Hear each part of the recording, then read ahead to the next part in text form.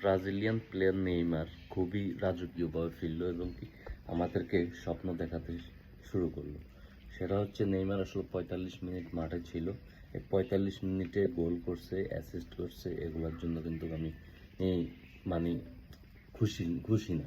কিন্তু সে যে মাঠে ছিল, যে গোলগুলো আসলে ক্রিয়েট করছে, যে চান্সগুলো ক্রিয়েট করছে, এগুলো দেখাতে আসলে স্বপ্ন জাগছে তাকে নিয়ে আশা ভরসা আরও বেশি জাগছে।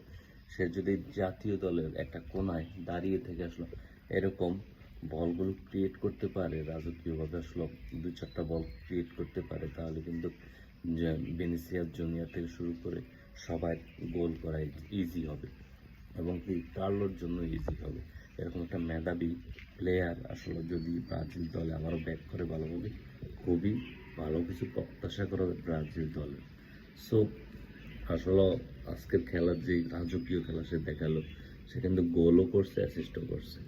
তার 45 মিনিট খেলায় নতুন নতুন কিছু ছিল। সে আসলে এরকমভাবে বলগুলো ক্রিয়েট করছে গোলের জন্য, অবাক হবেন দেখলে, জাস্ট অবাক হবেন। যারা দেখেন না অবশ্যই দেখে নিন, জাস্ট অবাক হবেন।